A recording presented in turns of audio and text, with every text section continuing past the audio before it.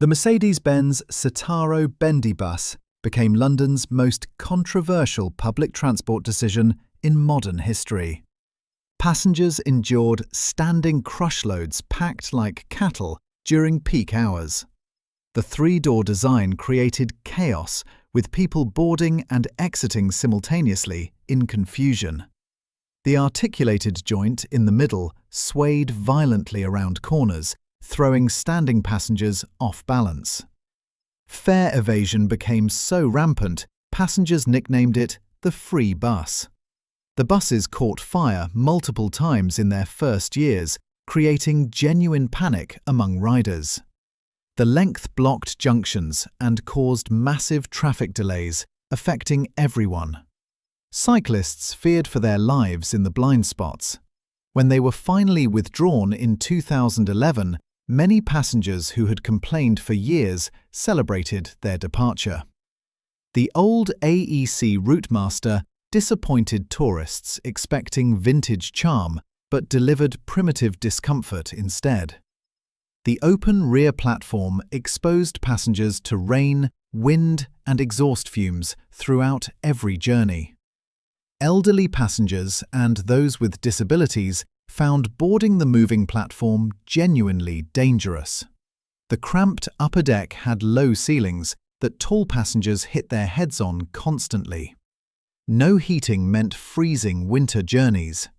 The conductor system was inefficient, causing delays at every stop. Tourists loved taking photos, but regular commuters who rode them daily dreaded every trip.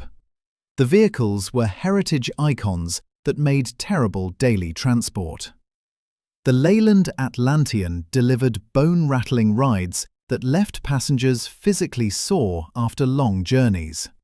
The engines transmitted vibration through every seat and handrail. The rear engine placement meant passengers at the back endured deafening noise throughout trips. The suspension was harsh, amplifying every bump and pothole. Window seals leaked, allowing rain to drip on passengers during wet weather. The heating system either didn't work or roasted passengers with no middle ground. The narrow staircase created bottlenecks during busy periods. Passengers who rode Atlanteans regularly described arriving at their destination already exhausted from the journey itself. The Dennis Dart became notorious for overcrowding on routes where operators replaced bigger buses. Passengers were packed in like sardines, with no room to breathe during rush hours. The single door created massive boarding delays as people squeezed through. Standing passengers had nothing secure to hold onto when the bus braked suddenly. The small windows made the interior feel claustrophobic. The ride quality was harsh compared to larger buses. The low floor meant the engine intrusion took valuable standing space. Routes that switched to darts saw passenger complaints skyrocket immediately. Many regular riders switched to alternative transport rather than endure the cramped conditions daily. The Wright Eclipse Gemini body created an unpleasant riding experience, despite modern styling. The plastic interior panels creaked and rattled on every bump, creating constant noise. The seats were thinly padded, offering no comfort on longer journeys. The large windows created greenhouse conditions in summer heat. Door mechanisms frequently malfunctioned, trapping passengers inside or refusing to open at stops. The ride quality was bouncy, leaving passengers feeling motion sick. The staircase was steep and narrow, making it difficult for elderly passengers. Fleet operators bought them for fuel economy, but passengers paid the price in comfort. The Optare Solo felt cheap and flimsy from a passenger perspective. The fiberglass body transmitted road noise directly into the cabin. Every bump felt amplified through the lightweight construction. The narrow body meant passengers in window seats were wedged against the walls. The heating was inadequate, leaving passengers freezing in winter. The small size meant routes quickly became overcrowded beyond capacity. The entry step was awkwardly positioned, making boarding difficult. Passengers who transferred from larger buses onto solo routes felt they'd been downgraded to second-class transport. The solo worked as a rural bus, but felt inadequate for urban routes. The new bus for London became a political vanity project that disappointed daily users. The rear platform sat unused after conductors were eliminated, making it pointless. The hybrid system created lurching as it switched between electric and diesel. The distinctive styling meant replacement parts were expensive and slow to arrive when things broke. The upper deck became unbearably hot in summer despite modern design.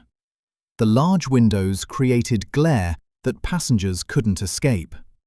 The cost meant fewer buses were bought, reducing frequency on other routes. Regular passengers preferred the conventional buses they'd ridden before. The heritage styling was marketing, not function. The Bristol VR delivered inconsistent heating that roasted or froze passengers unpredictably. The rear engine placement meant backseat passengers endured constant noise and heat. The ECW bodywork rattled, creating a cacophony of squeaks and creaks. The suspension delivered a harsh, uncomfortable ride over rough roads. Window seals failed early, allowing rain and drafts inside. The narrow staircase caused congestion during busy periods. The seating was basic, with minimal padding. Passengers who rode VRs daily described them as adequate but never comfortable. The buses worked, but passengers never looked forward to their commute. The Leyland Olympian, with Alexander body, created an unpleasant experience. The body chassis integration was poor, causing alarming rattles from day one. Window seals leaked, allowing rain to drip directly onto passengers. The heating system either didn't work or overheated the bus. The plastic trim fell apart, leaving sharp edges that caught on clothing. The ride quality was harsh compared to contemporary buses. The staircase design created bottlenecks during boarding. Passengers complained constantly, but operators kept them in service for years. The buses looked modern, but felt cheaply built underneath. The Mercedes-Benz 0405 delivered a harsh ride. The air suspension was tuned too stiff. Engine noise permeated the cabin constantly. The heating struggled in winters. Door mechanisms were temperamental. The seating was minimally padded. The ride height meant elderly passengers struggled with steps. Passengers preferred any alternative route. The German engineering didn't translate to British expectations. The MCW Metrobus created an unpleasant, bouncy ride. The air suspension gave an unsettled floating sensation that made passengers motion sick. Rattles and creaks developed early, making every journey noisy. Door mechanisms jammed regularly, trapping passengers. The aluminium body transmitted road noise directly into the cabin. Window seals failed, allowing drafts and rain inside. The seating was thinly padded and uncomfortable. Passengers described arriving at their destination feeling physically drained. The Metrobus looked modern, but rode like a vehicle from decades earlier. The Dennis Trident low-floor design created passenger flow problems. The upper deck had restricted headroom. The staircase was narrow, causing congestion. Door mechanisms failed regularly, causing delays. The ride quality felt cheaper than older buses. Passengers complained the buses felt cramped. The design prioritized accessibility over comfort. Regular riders preferred the older buses they replaced. The Plaxton President body created greenhouse conditions. The massive wraparound windscreen amplified sun, creating unbearable heat. Door mechanisms jammed regularly. Interior plastics off-gassed, creating unpleasant smells. The low floor compromised legroom. The ride quality was acceptable, but everything else disappointed. Passengers avoided president-bodied buses when alternatives existed. The Scania Omnicity felt foreign and uncomfortable to British passengers. The Scandinavian design didn't suit British expectations. The seating was firm and upright. The heating overwhelmed in mild weather. Door control was confusing. The ride quality was acceptable, but the overall experience felt wrong. Passengers complained it felt like riding a continental bus. The few routes that received them saw satisfaction drop. The Volvo B7L Hybrid disappointed with inconsistent performance. The regenerative braking created jerky stops. The system switching between power sources was noticeable and unpleasant. Battery degradation meant promised benefits disappeared. The added weight made the ride worse. Passengers endured discomfort for environmental benefits that never materialized. Regular riders preferred conventional buses. The Optare Spectra budget construction showed immediately. The fiberglass body felt flimsy. Road noise was excessive. Seats were uncomfortable.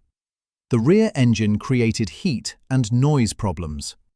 Door mechanisms broke regularly. Passengers described them as the worst buses they'd experienced. Routes that received them saw complaints increase dramatically. The Van Hool double-decker felt wrong from the passenger perspective. The Belgian design created awkward passenger flow.